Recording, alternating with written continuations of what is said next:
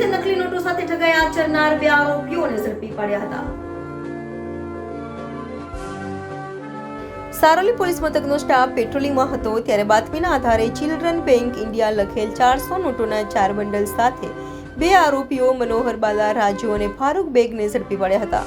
અને તેઓની પૂછપરછ કરતા આરોપીઓએ જણાવ્યું હતું કે 500ના દરની નોટોના બંડલમાં પહેલી અને છેલ્લી અસલી નોટ તથા વચ્ચે મનોરંજન બેંક અને ચિલ્ડ્રન બેંક ઇન્ડિયા લખેલ કૂપન નોટો મૂકી ઠગાઈ આચરતા હતા। હાલ તો સારોલી પોલીસે આરોપીઓની ધરપકડ કરી વધુ તપાસ હાથ ધરી છે। સારોલી પોલીસ સ્ટેશનની ટીમને મિલકત સંબંધી ગુના બાબતે છેતરપિંડી કરતા વ્યક્તિની ધરપકડ કરી અને મિલકત સંબંધી ગુના બાબતે સારી સફળતા પ્રાપ્ત થયેલ છે। સમગ્ર ઘટનાની હકીકત જોતા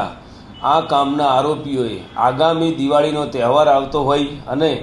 માર્કેટ વિસ્તારમાં તેમજ બેન્કોમાં લોકો પૈસાની લેતી દેતી માટે ભીડ થતી હોય તેનો લાભ મેળવી અને હાલમાં પકડાયેલ આરોપી ફારૂક બિસ્મિલ્લા બેગ કે જે મૂળ મહારાષ્ટ્રના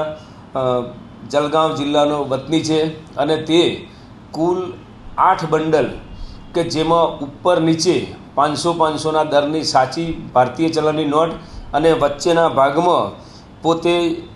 ચિલ્ડ્રન બેંક ઓફ ઇન્ડિયા અને મનોરંજન બેંક એવું લખેલ કૂપન નોટો વચ્ચેના ભાગમાં રાખી અને રિઝર્વ બેંક ઓફ ઇન્ડિયાના પેક મનીની જે નોટો મળતી હોય છે એ પ્રકારની બનાવટ કરી અને આગામી દિવાળીના તહેવાર નિમિત્તે અન્ય આરોપી મનોહર અકલા બાલા રાજુ કે જે મૂળ એલુર આંધ્રપ્રદેશ રાજ્યનો છે તેની સાથે મળી અને લોકો સાથે છેતરપિંડી કરી અને 100 રૂપિયા અને 200 રૂપિયાના દરની પબ્લિક જોડે નોટો બેંક અથવા બીજી કોઈ ભીડભાડ થતી હોય એવી જગ્યાએથી મેળવી અને આ 500ના દરની બનાવટી નોટો છે એ આપી અને ચીટિંગ કરવા માટે જે કાર્યવાહી કરવાના હતા તેઓને સુરત શહેર પોલીસની સારોલી પોલીસ ઇન્સ્પેક્ટર તથા તેમની સર્વેલન્સની ટીમે પકડી અને આ મુદ્દામાં હસ્તગત કરેલ છે।